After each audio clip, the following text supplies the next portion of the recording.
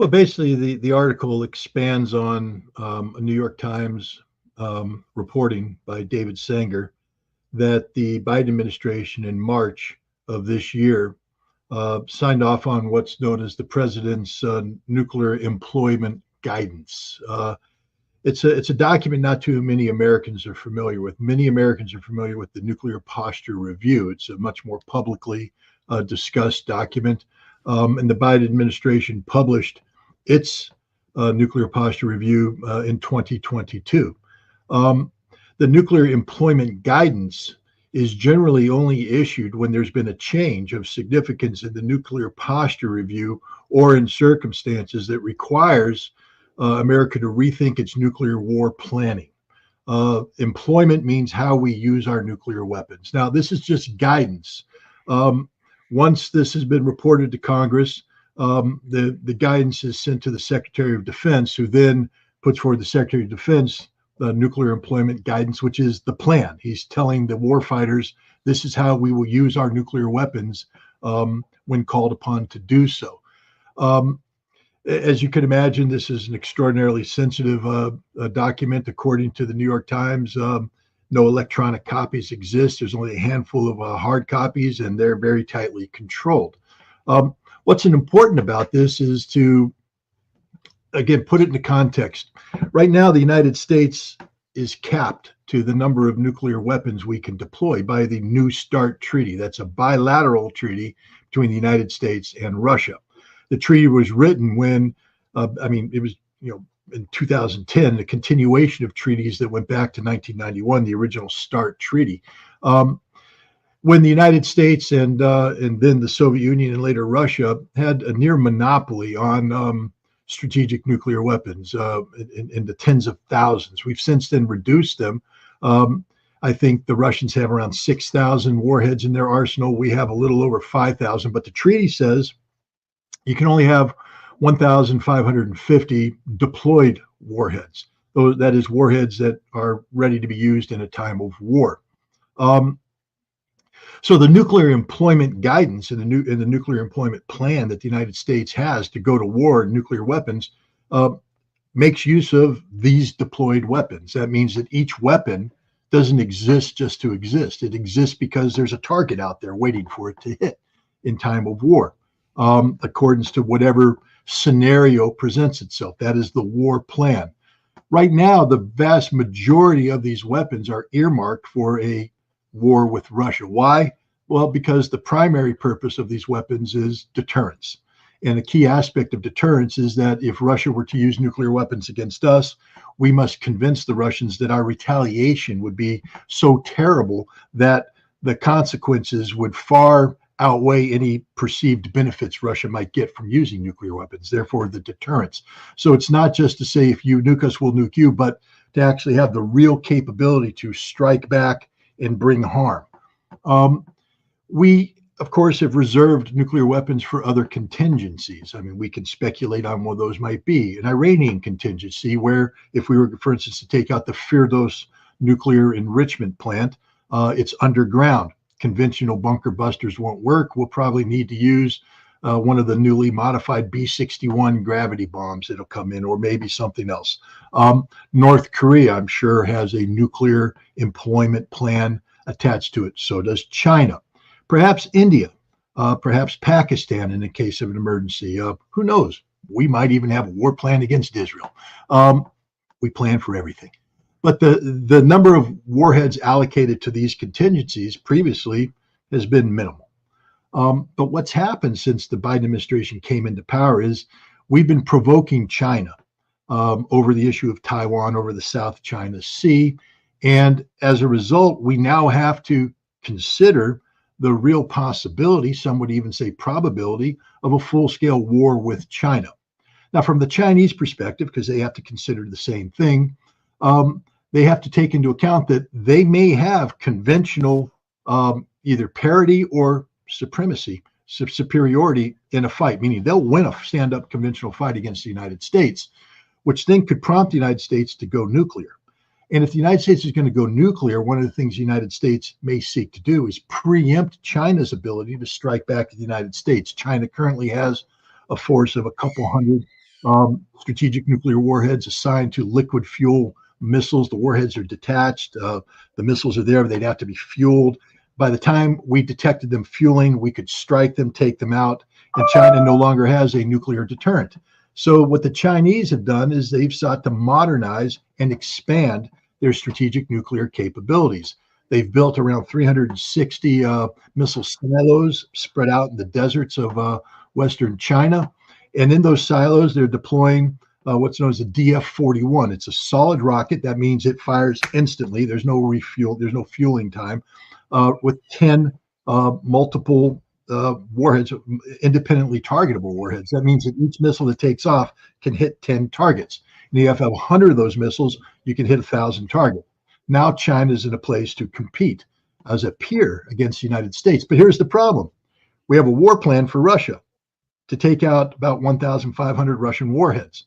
We now have to factor in the potential between 1,000 and 1,500 Chinese warheads. We don't have sufficient forces to do that, especially if we're allocating everything to Russia.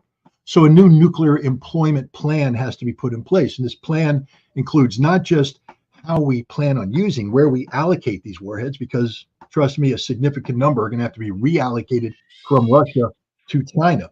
That means we have less warheads to deal with the Russian problem. Now, in the past, we may have over-targeted a Russian system, saying that we're going to fire, 3, 4 missiles at it to take it out. Now we have to go in with less redundancy.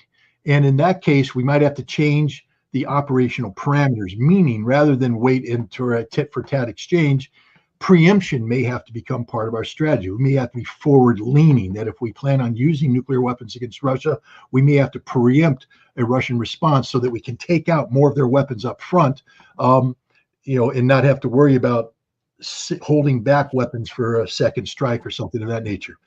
So now we go to China. And again, our policy towards China will probably be preemption because we have not enough weapons. The point is, this nuclear employment plan makes the possibility of nuclear war greater, not less. It, I believe, embraces or leans towards a doctrine of nuclear preemption. That is, if we feel the adversary is getting ready to do something, rather than wait for it to happen, we're going to preempt it because we don't have sufficient warheads. Which means also now that the New START Treaty, which expires in February 2026, there's not a snowball's chance in hell it's going to be kept alive. Why? Because we need more warheads. So we're going to let that treaty lapse. And we've already been told by the Biden administration that they plan on increasing the number of warheads without limitation, meaning that the cap will be what we deem necessary to fight nuclear war on multiple fronts. This triggers an arms race because China and Russia are going to be looking at that too, and they're going to respond in kind. And so now we're going to be increasing the nuclear arsenals on all parties, while the threshold for the use of nuclear weapons has been lowered precipitously. Russia has just announced that it has rethought its nuclear doctrine. Previously, their doctrine was premised on, if you attack us with nukes, we respond. Or if you attack us with a combination of non-nuclear and nuclear power, or just non-nuclear that threatens the existential survival of Russia, we respond. But because the United States has changed the game using Ukraine as a proxy of the West to carry out strategic strikes inside Russia, the Russians have now had to say, how do we deter that?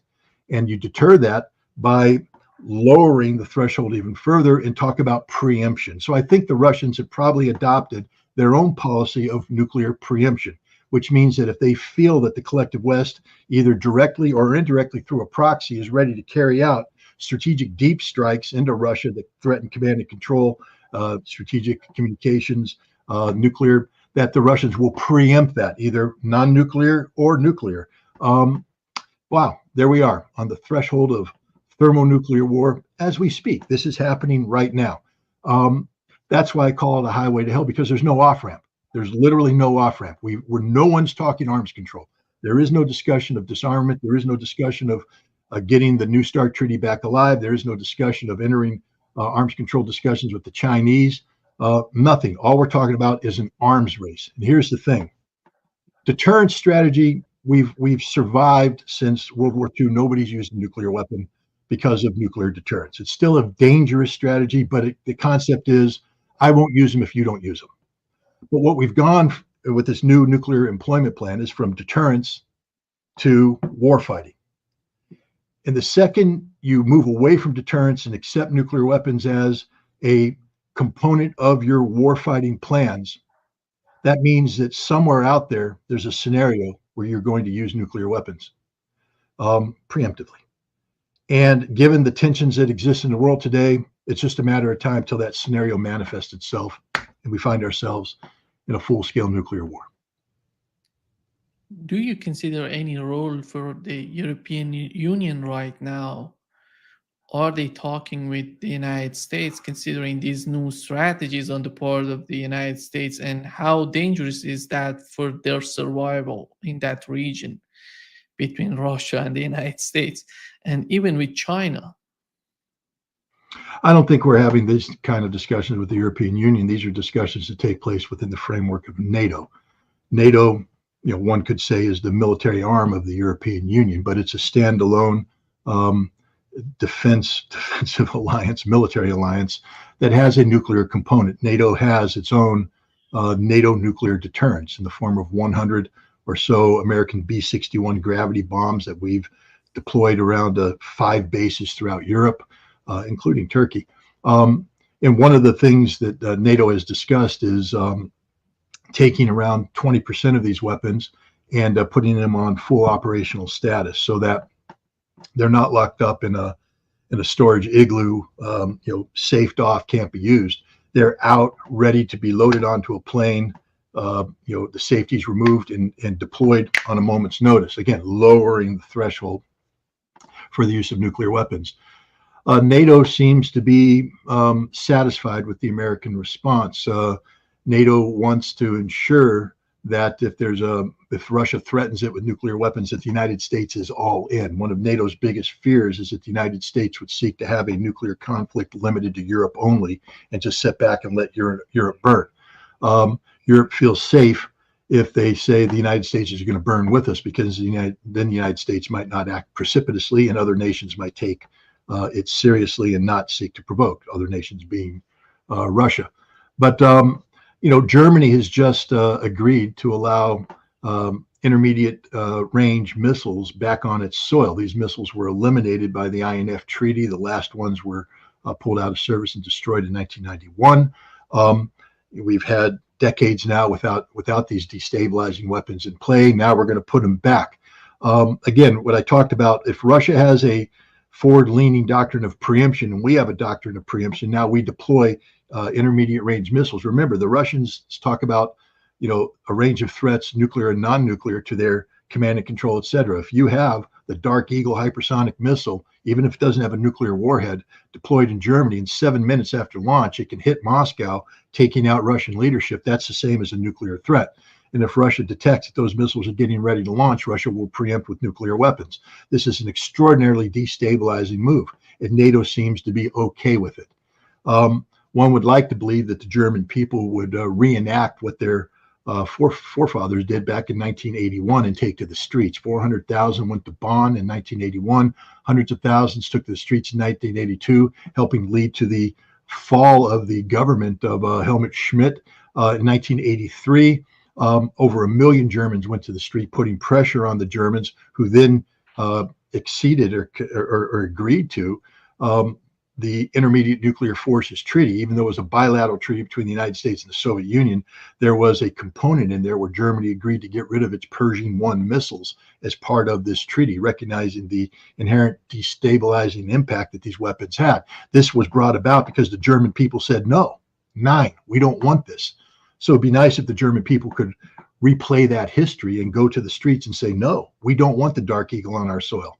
And maybe that could begin a process of reevaluation by Germany, by NATO, by Russia, by the United States about the dangerous escalatory measures that have been taken, and find a way through diplomacy, arms control discussions to pull back and bring these weapons under control. We don't need or want an arms race. We can't afford it, and the consequences will be fatal. When it comes to Germany right now, with the rise of the AfD, Alternative for Deutschland right now, and we have learned that a far left candidate in Germany as well is against the conflict in Ukraine, against sending more weapons to Ukraine. They don't consider this policy as beneficial for their country.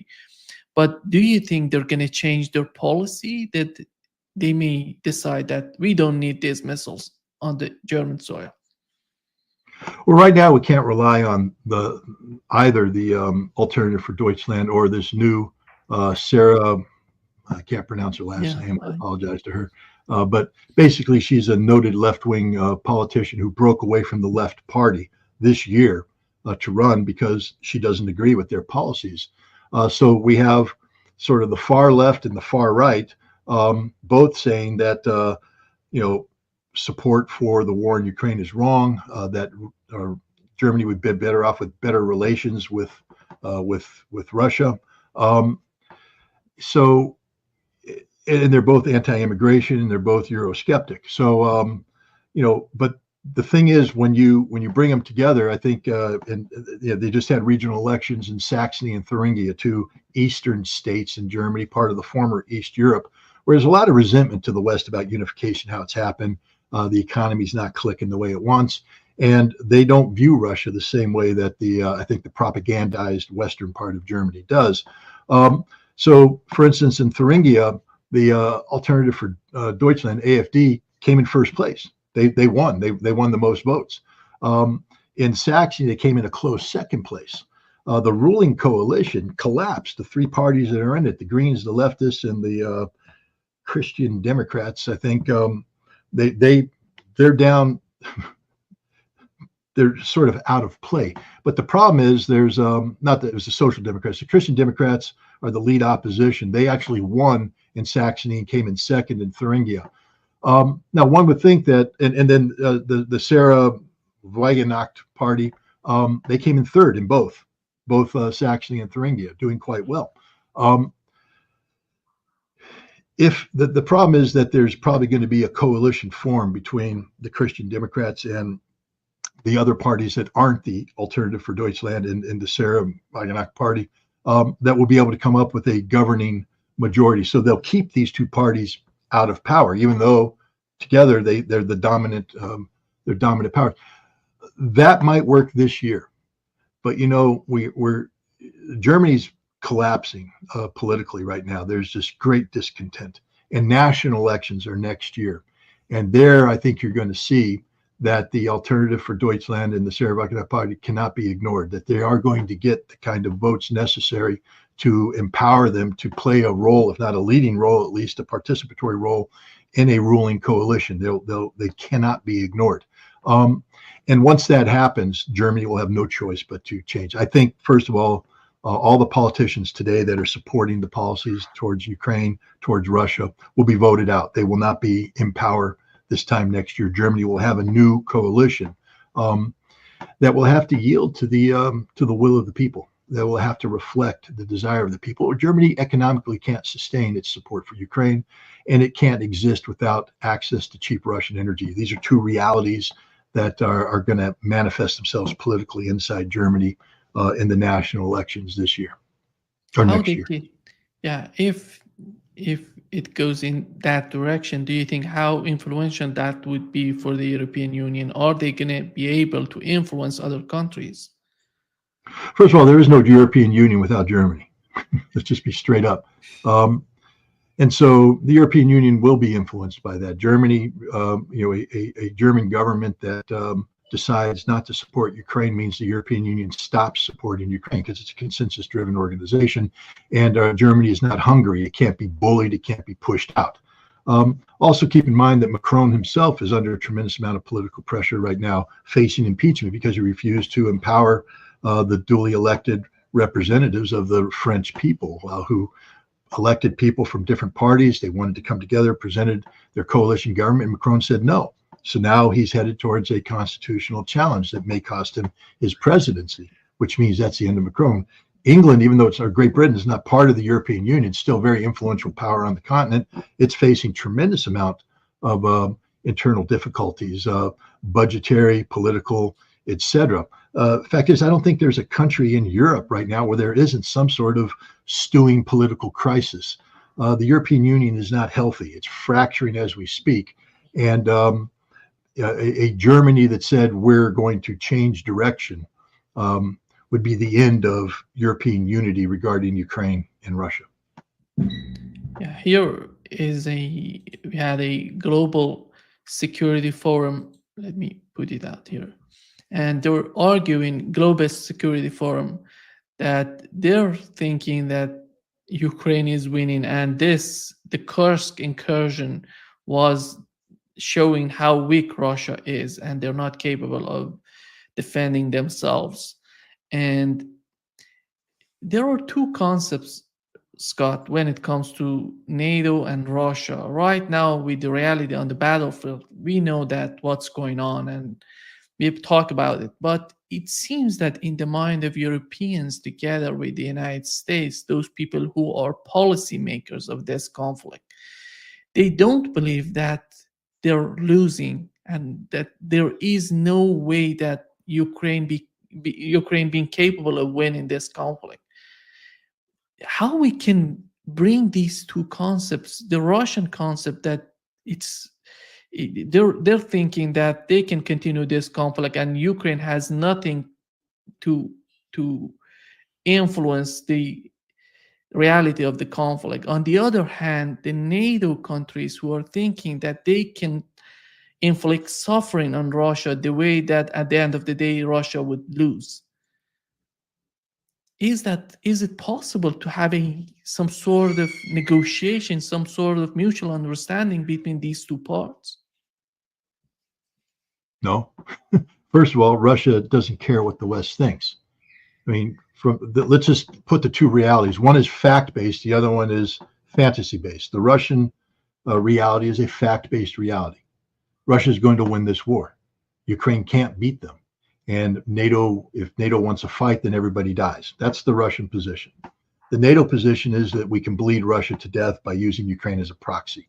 How's that working? The Donbass, the Russians just recaptured the entire 2014 original line of demarcation in the Donbass, and now they're moving past that, and you're seeing the absolute total collapse of the Ukrainian forces on the battlefield in the Donbass. One of the reasons is because the Ukrainians committed their strategic reserves to Kursk, where they're now trapped and dying. The Kursk incursion has become an absolute embarrassment for Ukraine. It's no longer seen as a political victory. It's a strategic defeat because the reserves they need to stabilize the front are stuck and being killed. There's nothing they can do about it. Political collapse.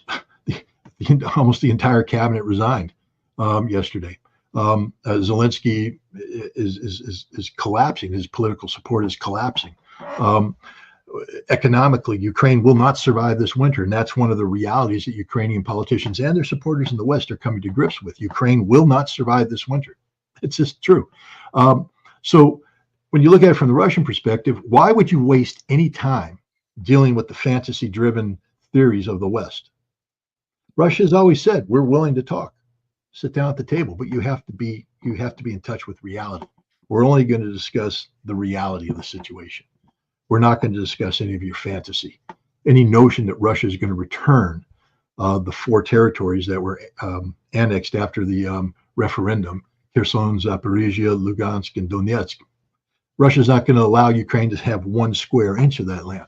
Moreover, because of Ukraine's activities, Ukraine will lose sovereign control, either temporarily or permanently, over significant other territories. Odessa, Ukraine will not be allowed to have military forces in Odessa. Whether that means Russia occupies it, who knows?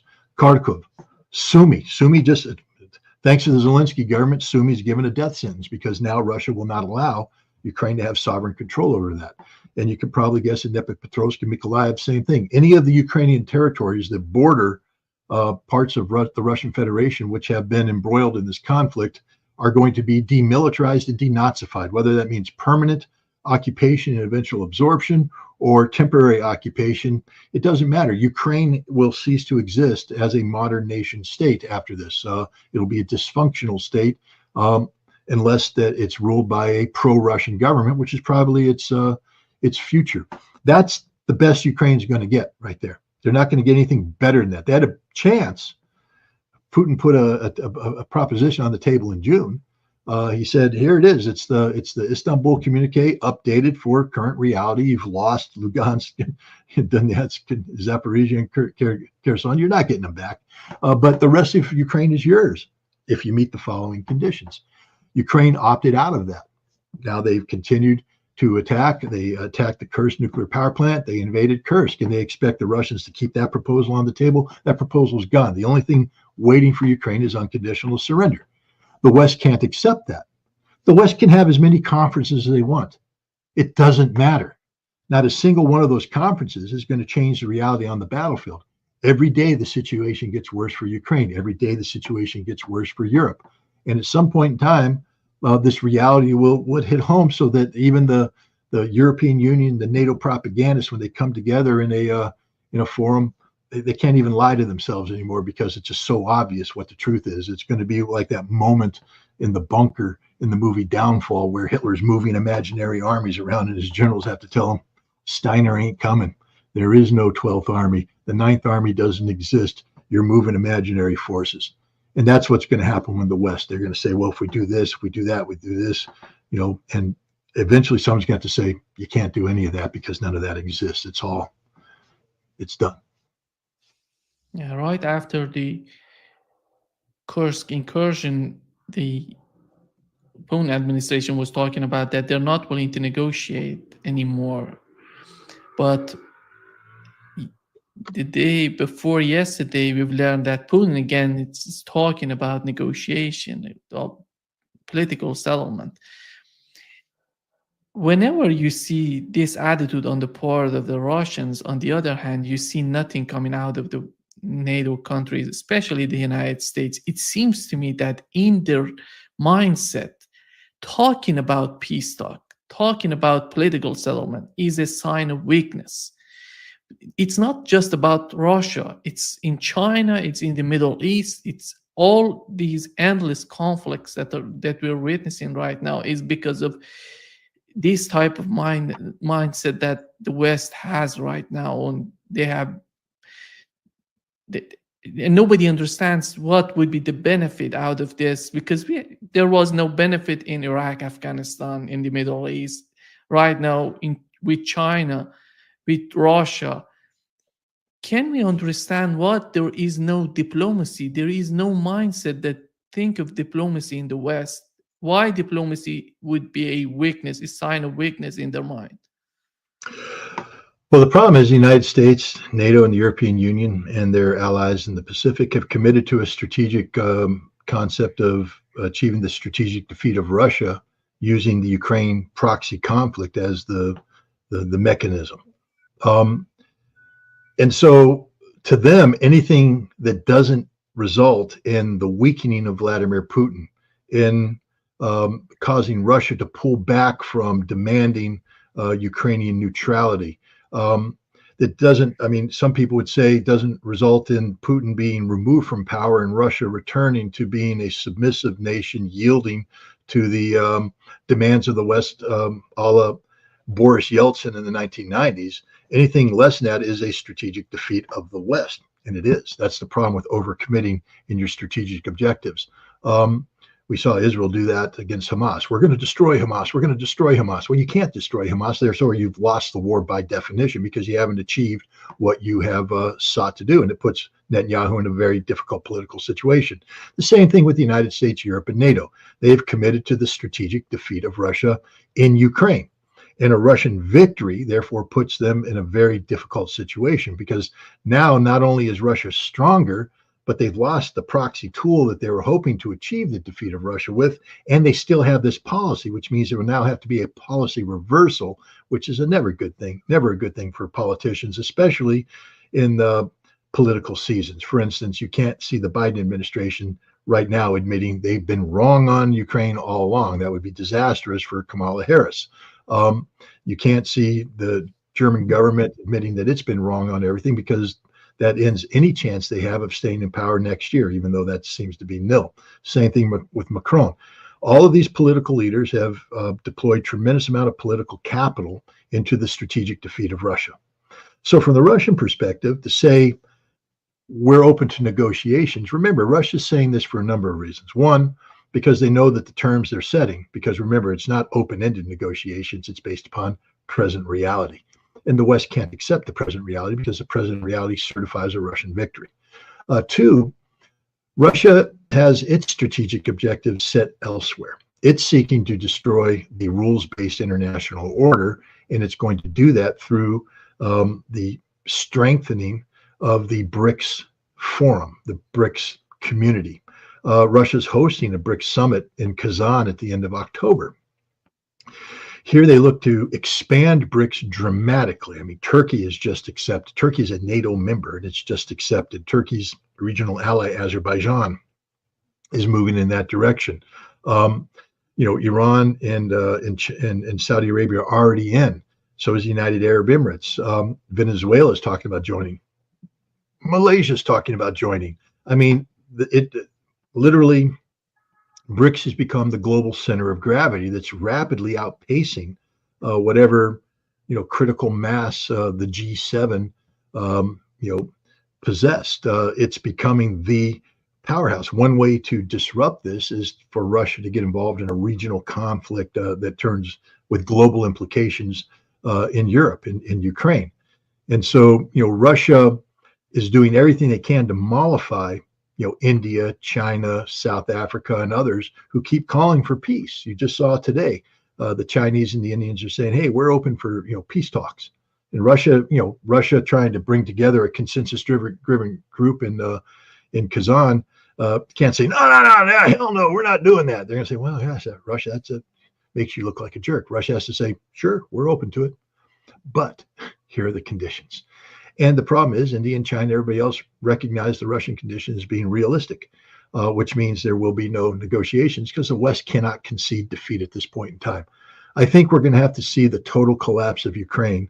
And then the impact of that is going to have to manifest itself politically. There's going to have to be political change in the United States, in Europe, that is acceptable to a new reality regarding Ukraine. Because, as I said about Iraq, we invaded Iraq on a lie. It was going to take 2 or 3 election cycles before America could recognize that it had made a mistake, because too many politicians had invested too much political capital in that decision. And that's the situation we have here today. Too many politicians have invested too much political capital into defeating Russia using the Ukrainian proxy. I don't know if it's going to be 2 or 3 election cycles, but it's going to be more than one. We might get some change in this election cycle, but then we have to purge Congress. Congress has to lose many of the members who have been giving blind support to Ukraine. Now, one of the difficulties, though, is that those same members seem to be providing blind support to Israel, and it's a much more difficult thing to remove members of Congress over the issue of Israel. So they might be immune to this, but it's going to require change. But one of the things that might push the United States off of its current pedestal on Ukraine is the collapse of the European position. And here I think we're seeing much greater momentum. I don't see Europe being able to sustain this pro-Ukrainian policy into next year. A, because Ukraine's going to cease to exist. And B, they economically, they can't do it. The Germans are in desperate straits. They need that remaining Nord Stream pipeline to be opened up. They need the continued flow of gas through Ukraine. They can't afford to totally shut down, their need for Russian energy. Neither can the rest of Europe. Yeah, and when it comes to the understanding of this, of the European Union, here is an article in the Telegraph. It's talking about there might never be a better. Do they really understand the nature of relationship between Russia and China? Because in my opinion, China is so important. We have Russia, and right now China is so important for the economy of Europe. But do they, if these people who are writing this type of articles are in line with the policymakers in the European Union, that would be disastrous, the way that they're thinking. It seems that little kids, he's talking with the little kids that don't understand anything about the reality of the relationship between Russia and China. Yeah, I'm just trying to look up this George Allison character and see what his bio is. I can guarantee you that he is not a geopolitical person. He knows nothing about China. He's known nothing about the military. That's literally the dumbest thing in the world for anybody to say, but it just shows to the extent to which the West can deceive itself. Here you have somebody writing for the Telegraph, which has an audience in the United Kingdom, but also a global audience of people who read it. And now there will be people out there who are not well informed on Russia, China, and the reality of that relationship, who are reading that and go, "Oh yeah, that's a great idea." I mean, it just makes no sense. So, but it's there, it's out there, and now you are asking me a question based upon that. It's the dumbest thing in the world, literally the stupidest thing in the world. It's playing upon a prejudice that may have existed back in the 1980s, maybe even the 1990s, but certainly doesn't exist today. I've been to Russia. I know that really pisses off the FBI and the Department of Justice. But the problem about going to Russia is you get to see firsthand what the reality is. In Novosibirsk, they're welcoming Chinese investment. The Chinese are welcoming Russian investment. It's a two-way street. I mean, China invests more heavily into Russia, but there is a two-way street. Russia gives China independence, on energy independence.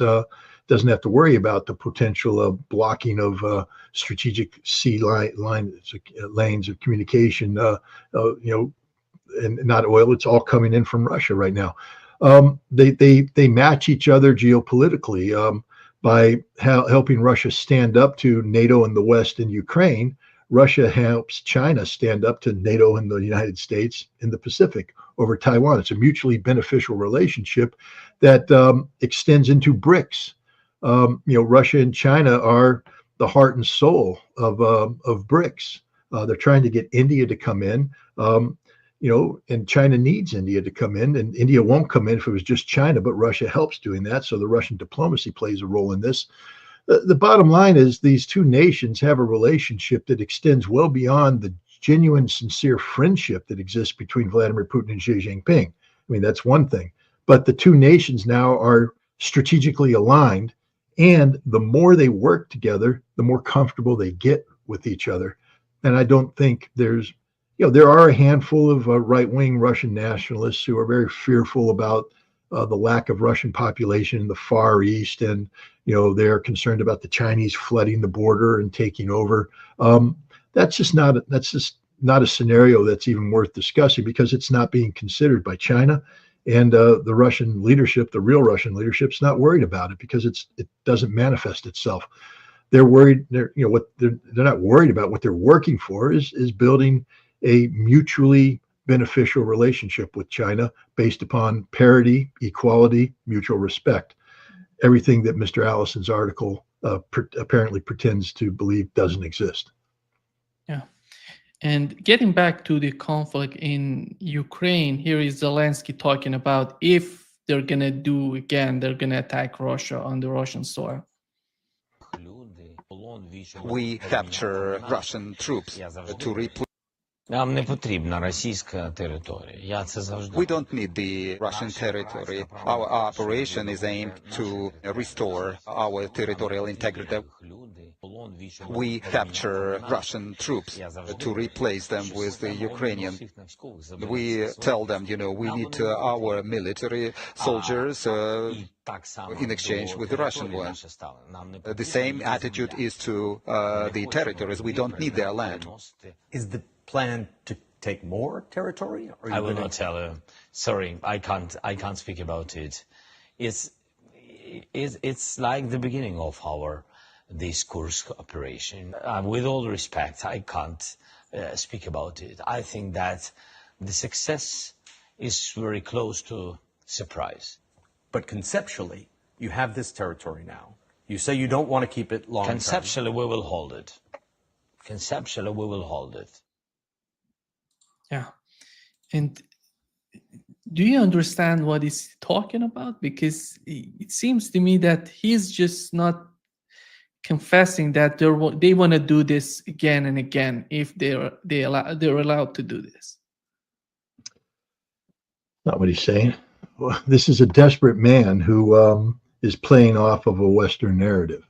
And it's words and words and words. Kursk is collapsing. They're dying. The strategic reserves. There's nothing there. I mean, it will take some time because the Russians aren't in the business of sacrificing their troops, and so they're going to do it slowly.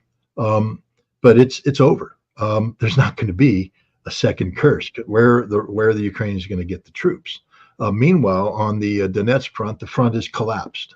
We may find the Ukrainians having no choice but to run pell-mell for the Dnieper River and get on the other side and try and create a barrier while they desperately try to cobble together something that resembles a defense. But they are collapsing as we speak. And regardless of where they end up by the time the snow falls, Ukraine will not survive this winter. Again, I just reiterate that reality. So this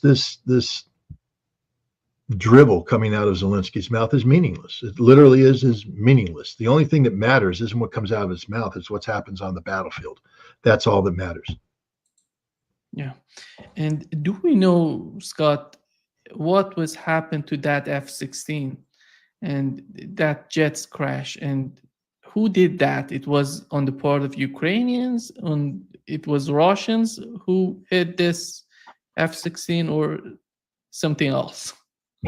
Well, we don't know with absolute certainty because nobody's talking about it in those terms. Initially, there was talk that the drone, the aircraft might have run into a Russian drone and suffered a malfunction, and so the Russians were like, "Ha ha ha, we shot it down." And then the word came out, no, a Patriot missile shot it down. And then the Ukrainians said, no, a Patriot missile didn't shoot it down. It was brought down through, technical malfunctions, pilot error, things of that nature. So when you look at that and some other information, you can cobble together what I think is probably the most viable scenario. The F-16s that Ukraine have are configured in air-to-air mode.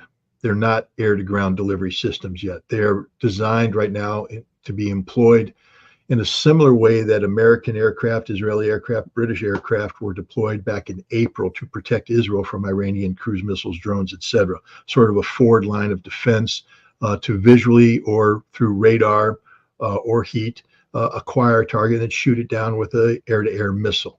The F-16 carries a combination of Sidewinder missiles, which are heat seekers, and AMRAAMs, which are radar missiles. And that appears to be the profile that he was flying on that day. Now, he is part of the way they did it in with Israel is that the aircraft flew forward of the surface-to-air missile umbrella, the Iron Dome, etc. So they were out of harm's way. You didn't have aircraft flying over Israel. They were flying into Jordanian airspace so that there was automatic deconfliction. They would shoot down as many targets as possible, report incoming targets in, and then those would be engaged by the surface-to-air missile umbrella. Here, it's the opposite. The surface-to-air missile umbrella is forward. So the F-16 either acts as a backup to that, meaning that if the Russian missiles penetrate the air defense, it's there as a backup to intercept and shoot down, or it's trying to operate in coordination with. And that's a very tricky thing because now you have to have very intimate deconfliction, and it has to be trained. I mean, I used to be involved in this kind of work in the Marine Corps, and the level of training necessary to deconflict surface-to-air missiles with aircraft it's a very tricky thing, and if it's done wrong, planes get shot down. So we have a plane configured to air-to-air mode to engage targets, work in an environment where it has to maneuver to stay out of harm's way from a surface-to-air missile engagement. What I think, and also remember, these are very old aircraft. They've outlived their operational life. But that's the only reason why the Ukrainians have them. I've said this all along. They're not getting the best F-16s. They're getting ones that NATO literally is not allowed to fly anymore. Why? Because they've exceeded their operational life expectancy. They can't be upgraded. Why? Because after a while, metal becomes brittle. These planes were designed to take a certain stress load, G load. They were designed to do certain maneuvers. Now, when you put weapons on it, that increases the stress. It's just simple physics. It's the same, spin something around, put a weight on it, spin it around. There's even more stress on the string because the weight, the centrifugal forces, et cetera. So now you got this plane with things strapped onto it, pulling maneuvers. This pilot is not an expert pilot. He doesn't know the aircraft very well. He knows how to take it off. He knows how to land it. He knows how to go left, right, up, down. But he isn't somebody that's actually practiced, a scissor S maneuver, to fall down and then hook over here to evade. He hasn't practiced that. And the airplane he's flying can't handle it. Now, he may have done something like that when he was flying MiG-29s and Su-27s. And this is what I said all along. The problem is when these pilots are going to be placed under stress, they go to muscle memory and they fall back on that which they know. They're not very good in the F-16. They don't know how to use it. He's up there in the sky. He's trying to intercept a target. He gets inside a Patriot umbrella. The Patriot launches. He has to now evade the Patriot launch because the Patriot's locking on him. We've listened to Russians do this. Su-34s, Su-35s operating in the area. There's audio tapes released by the Russians, and you can hear the G-force as the Russian pilot is pulling to get out, grunting as the grunt maneuver to get out because he's pulling G's. He's stressing that airframe. But these are new aircraft. They can handle it. This F-16 pilot's down there. Now, he was told, don't overstress the plane. Plane can only do so much. Long, slow turns, slow climbs, all this. But don't do this because it will fall apart at the seams. And I think the Patriot got launched. He went into MiG-29 mode. He over-yanked the airplane, and the airplane fell apart in the sky. That's what I think happened because it makes sense. All the facts line up. It could have been something else. We won't know. In theory, there's an investigation that happens. But I don't see the Ukrainians pulling the pieces of this F-16 out of the ground, putting it in a hangar, reassembling it, coming in, X-raying it, trying to reverse engineer the problem to find out what happened. I just see them trying to sweep it under the rug because they don't want to admit that they were given a bunch of junk from the West and that it will never help defend Ukraine, and that this whole concept of the F-16s are coming to our rescue is just fantasy. Yeah. We had Vladimir Putin inviting Erdogan to BRICS in Kazan, and on one hand, on the other hand, we have the protests right now in Turkey against the US warship in Izmir, and which in their mind is for the support for Israel.